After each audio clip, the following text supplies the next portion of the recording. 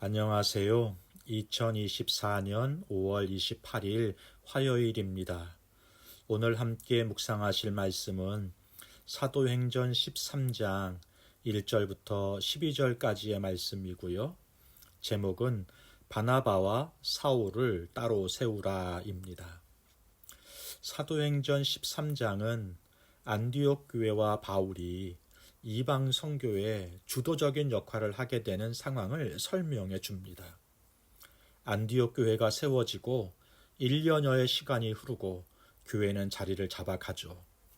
안디옥 교회 지도자들과 성도들은요, 기도하는 가운데 바나바와 사울을 선교사로 파송하게 되는 것입니다. 오늘 본문을 함께 보겠습니다. 첫 번째 단락이 1절부터 3절까지인데요. 이방 선교를 시작하는 안디옥 교회 이야기가 기록이 됩니다. 당시 안디옥 교회는 5명의 지도자들이 동역하고 있었습니다.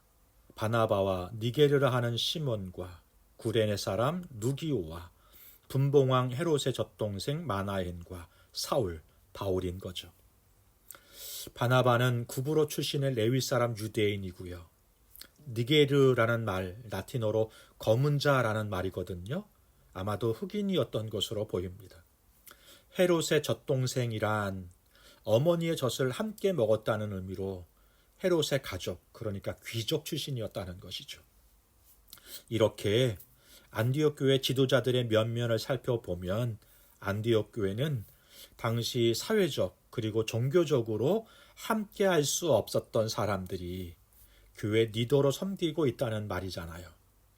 리더가 이렇게 세워졌다면 교회와 성도들은 더 말할 것도 없겠죠. 안디옥 교회는 이렇게 인종과 신분을 넘어서 함께 예배하는 공동체였다 말씀해 주는 것입니다. 교회는요, 이렇게 신분의 고하, 빈부귀천을 넘어서 모두가 한 가족이 되는 특별한 공동체입니다. 안디옥 교회는 모이기 힘쓰는 교회였고 또 기도에 열심인 교회였습니다. 그들이 기도하는 가운데 성령의 음성을 듣게 됩니다. 바나바와 사울을 따로 세우라 하시는 거예요. 이유는 이방 선교를 위해 파송하기 위해서였던 것입니다. 이제 설립된 지 1년밖에 안 되는 교회, 그것도 담임 목사격인 바나바를 선교사로 파송하라 말씀하시는데 쉽지 않은 결정이었을 것입니다. 금식했다는 의미가 그런 의미이겠죠. 그러나 교회와 성도들은 결국 순종합니다. 자신들이 가진 가장 좋은 것을 내놓는 것입니다. 이것이 진정한 순종이에요. 우리는 주께 순종한다고 하면서 은연중에 타협하고 수정하기도 합니다. 그러나 진정한 순종은요, 내가 가진 가장 좋은 것을 드리는 것입니다. 쓰다 남은 것을 드리는 것이 아니라 먼저 드리는 것이고 내게도 소중하고 꼭 있어야 하는 것을 드려야 하는 것이죠.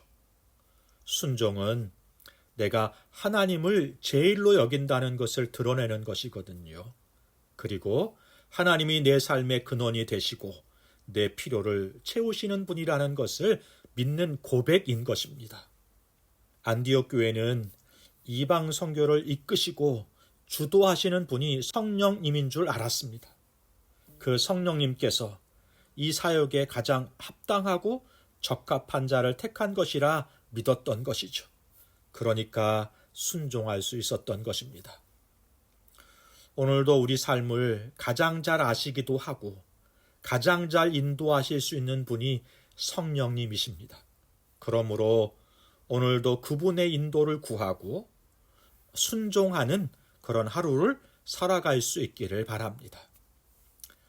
두 번째 단락이 4절부터 12절까지인데요. 구브로에서의 선교 사역을 소개합니다.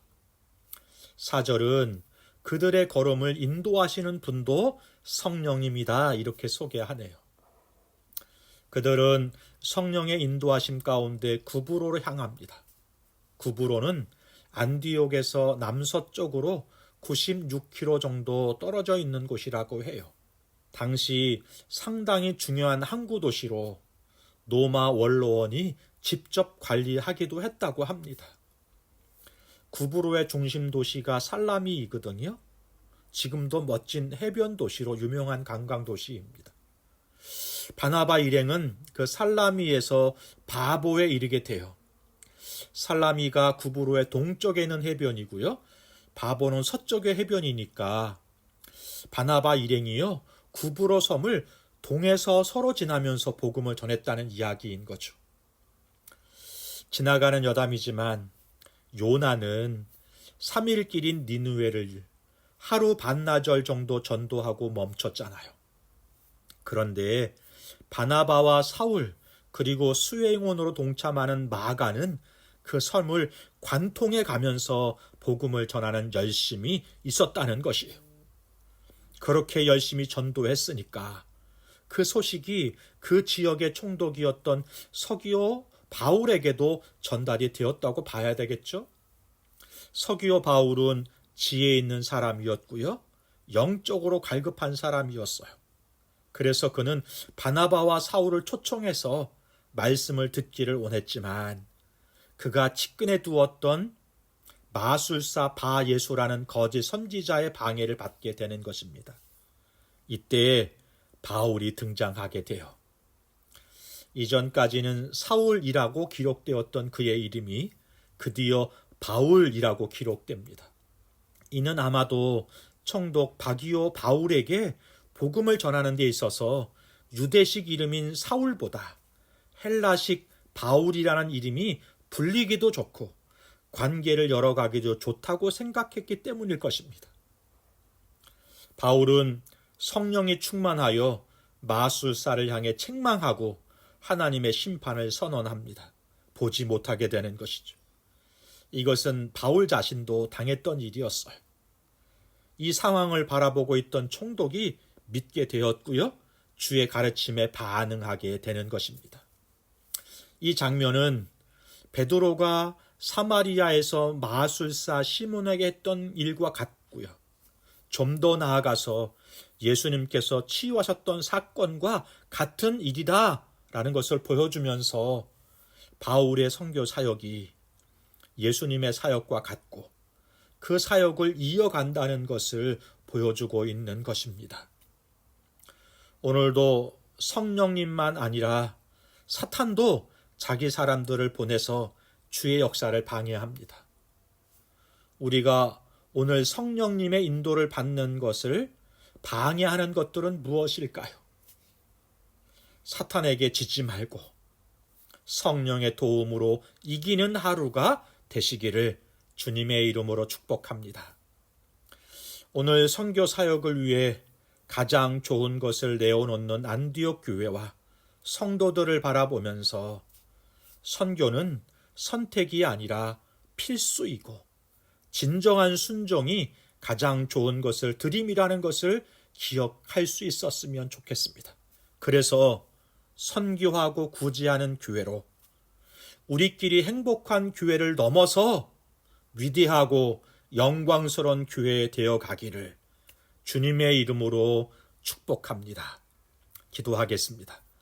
좋으신 하나님 아버지, 우리끼리 행복한 교회가 아니라 선교와 구제를 통해 주님의 사역을 이루며 작지만 위대한 교회, 영광스러운 교회와 성도로 살아가게 하여 주옵소서. 예수님의 이름으로 기도하옵나이다. 아멘. 감사합니다.